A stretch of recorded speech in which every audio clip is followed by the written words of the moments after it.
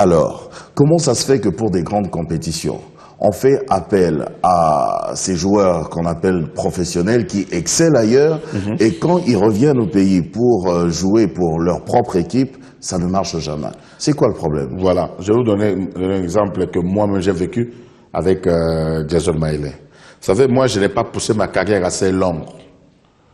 J'ai été opéré du tumeur, tumeur de bénigne, ce qui a fait que j'ai dû arrêter trop tôt. Et aujourd'hui, j'ai passé mes examens, je suis agent FIFA.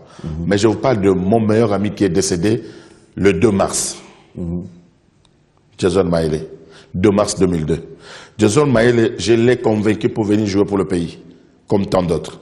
Mais tonton Jaco, le pauvre monsieur arrive ici, on voit le jeune qui se présente devant lui. Oh non, il faut Matangomba. Et lui, dans sa tête, il dit, je rentre au pays, je dois aider aussi mes frères. Il les apporte de chaussures de foot, de bottines, des équipements et tout. Non, on est allé travailler tout ce qu'il avait remis. Malheureusement, c'est ce qu'il portait.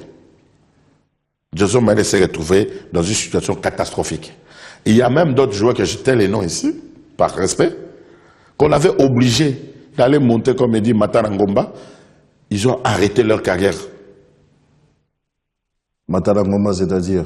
Monsieur le votre féticheur, mort, qui s'est fait appeler aujourd'hui André Bola et tout. La question, c'est de savoir.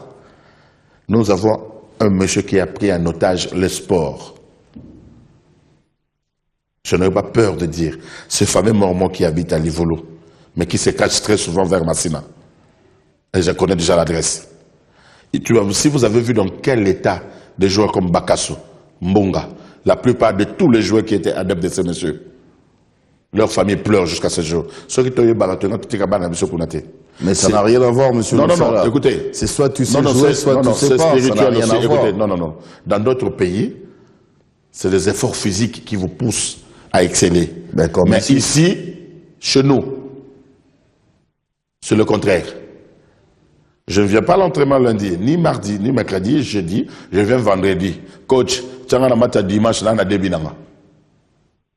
et ça se fait. On a des joueurs, vous voyez, un joueur qui... franchement, le joueur qui dit... regarde, par exemple, il y a un accident de joueur de Dering.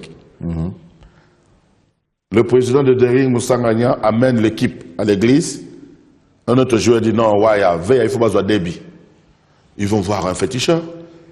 Au retour, il y a eu accident, ils sont morts. Il n'y a même pas eu ouverture d'enquête. Pour que ces choses-là ne se reproduisent plus, il faut savoir prendre des mesures draconiennes. Mais si le réseau dont je vous appelle la mafia politico-mystico-sportive, il y a des arbitres dedans, il y a des présidents de clubs dedans, il y a des entraîneurs dedans, et même des footballeurs. Comment vous pouvez envisager faire quelque chose de grand plus tard? Alors, puisque nous avons juste 2 minutes qui nous restent, malheureusement, ça passe vite. Qu'est-ce qu'il faut alors dans le domaine du sport pour vraiment développer ce sport? Commencez d'abord par arrêter ces messieurs. Il faut faire comprendre à la génération future que le football, c'est le résultat, c'est l'entraînement, c'est le sérieux, la discipline dans ce qu'on fait.